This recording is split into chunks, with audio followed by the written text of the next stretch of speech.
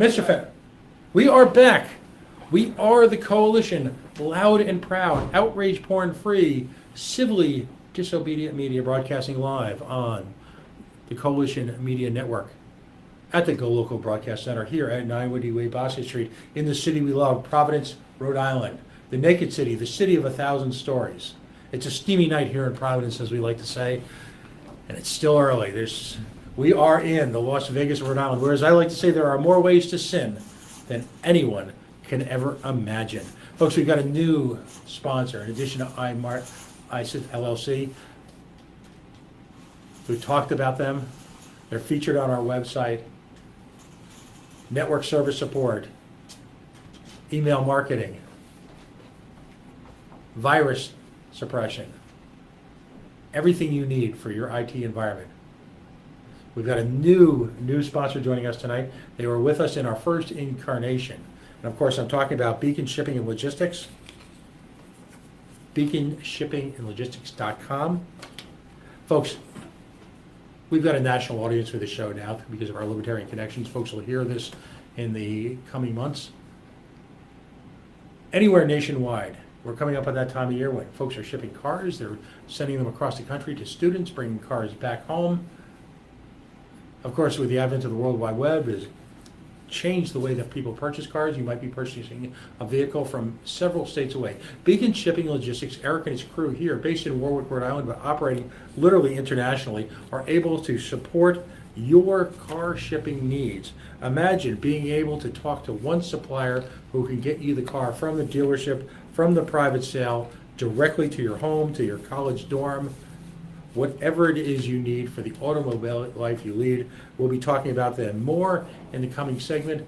But again, a big hearty thanks to Beacon Shipping and Logistics. And remember, whether it be internet marketing support, IT support, or shipping your automobile, companies that are willing to support independent media, particularly media that covers subjects as controversial as we do. And we've covered kind of the gamut tonight. And we will continue to push the envelope in the coming weeks. Folks that are willing to do that don't hide in general purpose programming or hide in outrage porn fills radio or hide in weekly shoppers that are published, but actually come out and support cutting edge, bleeding edge radio and media in an environment where we talk about politically charged issues. They are deserving of your support. Now, joining me on the phone for the very first time, someone that I know very, very well, a good friend of mine. He's the political director of your Rhode Island Libertarian Party. LPRI.us, of course, is the website. You've heard me talk about it many times. Full disclosure, I am the chairman of the Rhode Island Libertarian Party. I host a variety of guests on this show, both progressive in nature and conservative and libertarian. But my heart will always be with liberty. And that's the kind of focus we've had tonight. And someone who's going to take that one step further is our policy director, political director of policy. He is John Fennessy. John, welcome to the Coalition. Hi, Don. How are you? Great. Now, you've hopefully heard some of the conversation. I want to take it one step further, and we want to go constitutional. A lot of confusion about this, a lot of issues. We talked about with Stephen Brown where HIPAA stands in terms of federal law, that there are exemptions, if you will, with law enforcement concerns. But that being aside, and we're going to talk in a little bit about nullification, the 10th Amendment, and as I mentioned at the beginning of the show, the amendment I believe most under attack in America, the 4th Amendment. What are your thoughts about this law? Well, obviously as libertarians, Pat, we want people to be left alone.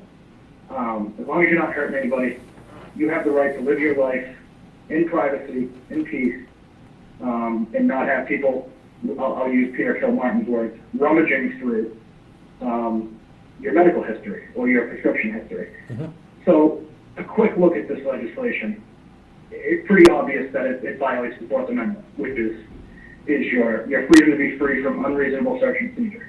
The reason we have that amendment is because the founders knew that legislators, governors, attorney generals like Peter Kilmartin, Gina Raimondo, and the legislators that voted for this legislation would do exactly what they've done, and that's to stand up there and say, here's why we really, really need to do something that we're not allowed to do.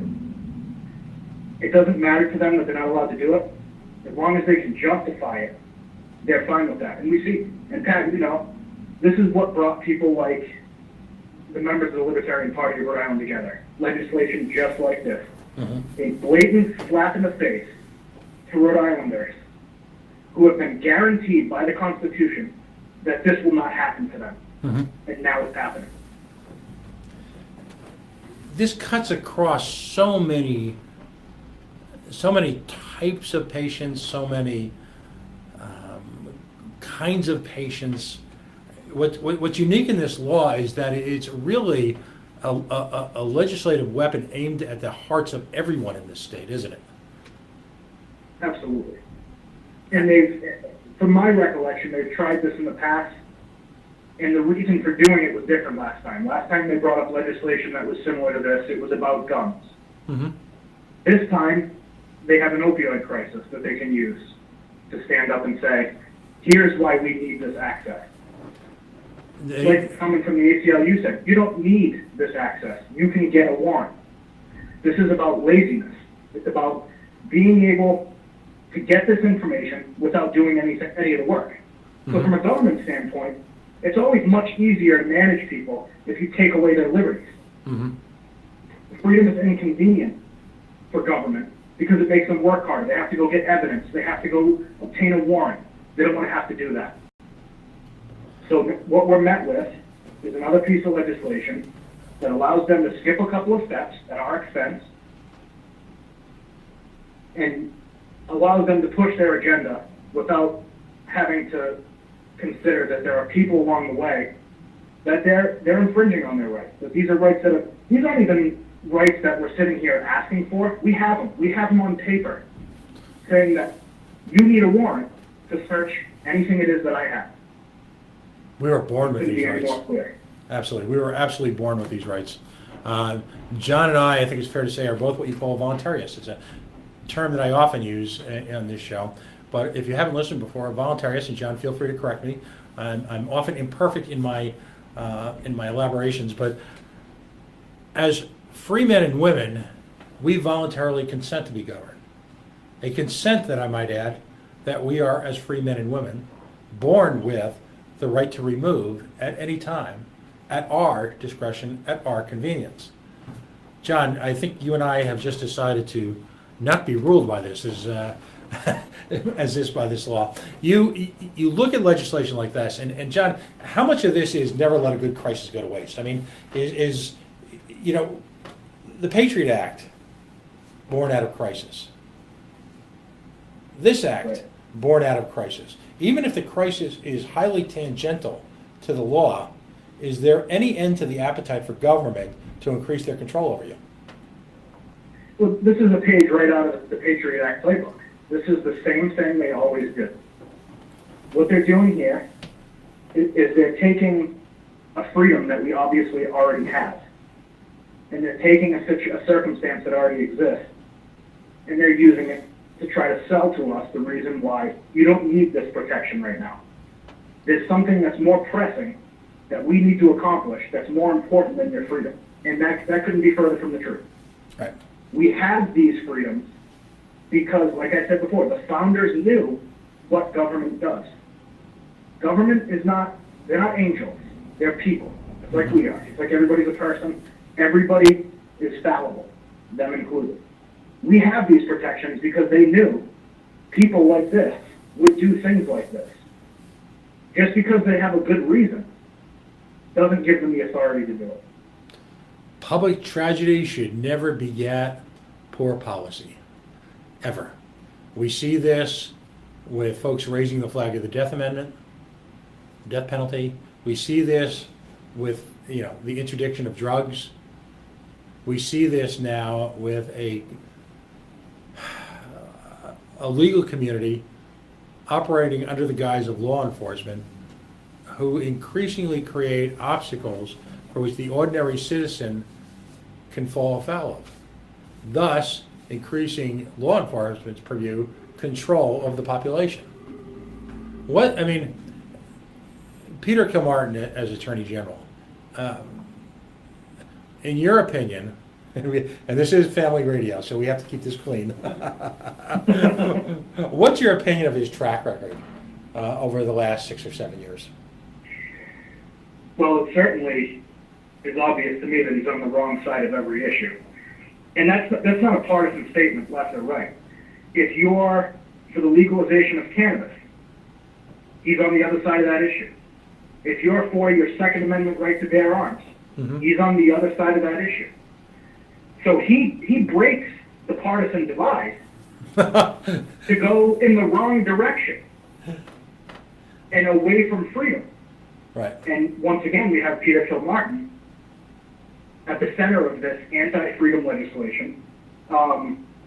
He and I'm paraphrasing here, but he released a statement kind of, I took it as a shot at Steve Brown. And he said that, there's people out there that are claiming that police are going to rummage through your prescription history and that there's going to be unfettered access. And Mr. Kilmartin's claim is that that's not true. My question is, if you're concerned about unfettered access, why not just leave the warrant? If you don't intend to rummage through people's prescription history, why not get a warrant? Your previous guest talked about how they have to go through the Department of Health, and there were other requirements that they had to satisfy so that it wasn't just carte blanche, law enforcement dipping into your records. The fact that there's still something in place that they have to navigate in order to get this information is irrelevant because it's not a warrant. The Fourth Amendment says you have the right to be free from these searches unless there's a warrant, not unless the Rhode Island Department of Health says it's okay. Right. And let's speak to the larger issue, because I didn't want to, the folks who were on before you were, I'll call them largely apolitical, really testifying about this from a professional perspective and a constitutional perspective. So let's you and I get really harshly political. Every time the government decides to create a database, ultimately it leads to this, doesn't it? Yep. I mean, we have the specter in this state. We had bipartisan support for the creation of a DNA database. Even alleged liberty Republicans supported that in the interest of law and order, law and order. Yet every single time, whether it be gun owners databases, vehicle registration databases, whether it be prescription medical databases, whether it be DNA databases, all protestations to the contrary that it will never ever be used in a manner other than which it was originally developed, which is for the basic safety of the people who live here in this state. Every single time they've done that, the cause has been perverted, hasn't it? Absolutely. So should we ever have another damn database in this state? I'd vote no on that one, Pat. We've got this notion that's being advocated that medical cannabis users, again, folks who are legally using a legal product under the control of the state, which I believe is an abomination. I just believe it should be legalized. Imagine, by the way, how fewer opioid lacing problems we would have in a clean, competitive market. Just saying. But again, there's this death race to create another damn database, which then government will have in its control, and then like flies to the island. People like Peter Kilmartin will invent some crazy reason why they've got to have it. And yet every one of these products, uses, are legal. They're ascribed to us as part of our natural rights. A plant, a gun, which was clearly by our founders, the legal use of which made legal. Yet, John, in any case where any one of these products are used illegally, is there a sufficient body of laws already in existence to perform some level of interdiction? Right, so a lot of the laws we're looking at now, they're trying to criminalize an activity that commonly occurs before the crime. Mm-hmm. So in the case of the panhandling ordinance in Cranston, They want to criminalize someone's right to stand there and hold a sign, Right. or to stand there and ask for money, because they might jump in front of a car and harass people. Right. And so the government is only doing what government does, which is to abuse whatever it has. So if it's a database, it'll abuse it. If it thinks that it can, take more of your money, it'll abuse that. This is why we have documents like the Constitution, because there was a long study done on government. We had government for a long time before that Constitution was written, and they knew exactly what it was going to do. And it's doing exactly what they knew it would do if it was unchecked. Unfortunately, we have this document that's not being adhered to. And it's really unfortunate, because the Constitution and the Bill of Rights was a huge step forward in gaining human freedom. Mm-hmm. And we thought when it was written down that this was guaranteed. All we're seeing now is passage of legislation like this that doesn't adhere to the Constitution. It's allowed to stand. And this isn't the only one. A lot of our laws are unconstitutional. They're allowed to stand. If we stand for it, the Bill of Rights are just words on paper. We have to speak up. We have to throw the Bill of Rights in their face. And we have to tell them, we've had enough of you looking us in the eye and telling us you're taking our freedom when you don't have the authority to do it.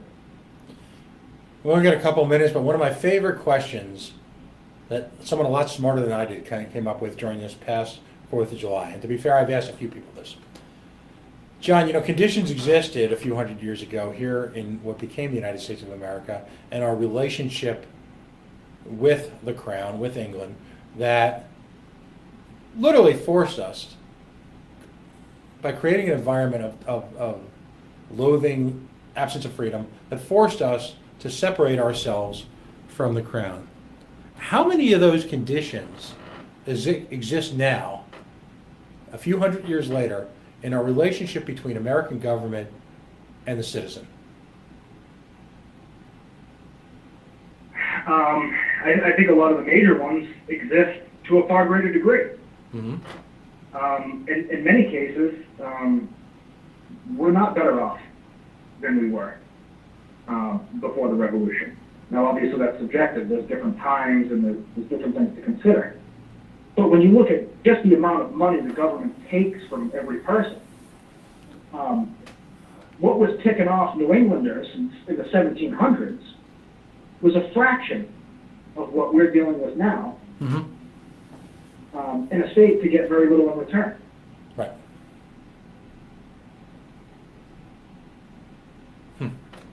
It's astonishing. In a large sense, in our lifetime, John, we've seen us come full circle.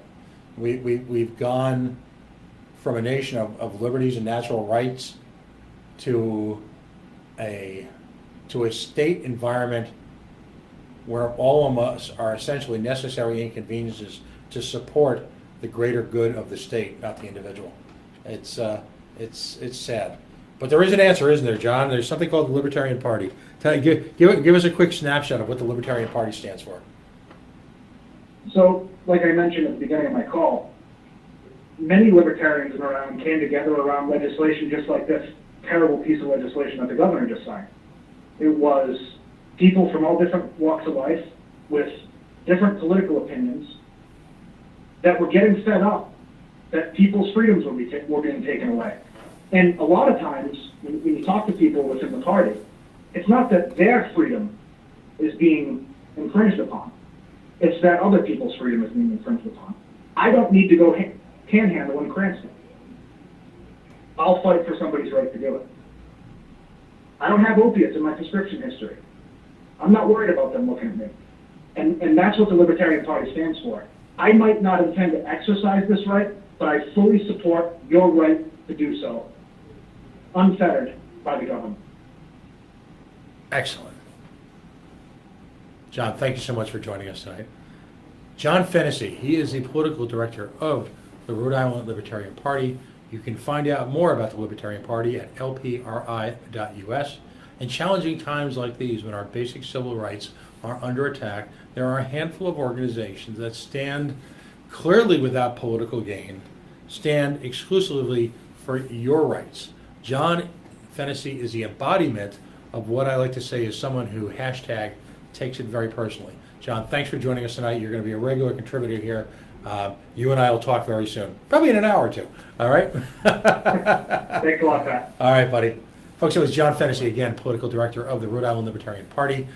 We are going to have, in the next few weeks, other folks weigh in on this issue from other political organizations, but it was important to me on a personal level that the Libertarian Party be first and foremost in fighting, again, if we've got an endangered species list of constitutional amendments, this is another slap in the face, a shot directly at, to me, the most sacred amendment, the Fourth Amendment.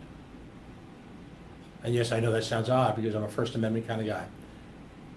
But ultimately, the Fourth Amendment is at the core of our relationship between the individual's rights and the variety of forms of government that seemingly exist solely to torture us on a day-to-day basis. Folks, we're going to take a quick break. Joining us in the next segment is someone who I consider to be truly libertarian fabulous. Corey Watkins from Texas is actually going to be joining us next Friday. So if you're from the great state of Texas and you happen to be listening in, please stay tuned because Justin O'Donnell, he is a candidate for the United States Congress from the great state of New Hampshire, is going to be joining us. He will always be the first future congressman that I met petitioning outside of a Stop and Shop in North Attleboro, Massachusetts. You are listening to the Coalition on the Worldwide Coalition Media Network, broadcasting live here at the Go Local Live Broadcasting Center, 90 Way Boston Street, in the city we love, Providence, Rhode Island, the mean streets of Providence, the naked city, the city of 1,000 stories. CoalitionRadio.us, Facebook.com/The Coalition Radio, and of course, as always, on the mighty, mighty Twitter at Coalition_Radio. A big shout out to our new advertiser for the segment, Beacon Shipping and Logistics. Of course, iServices LLC continues to support us. Two firms you need to look to support as well.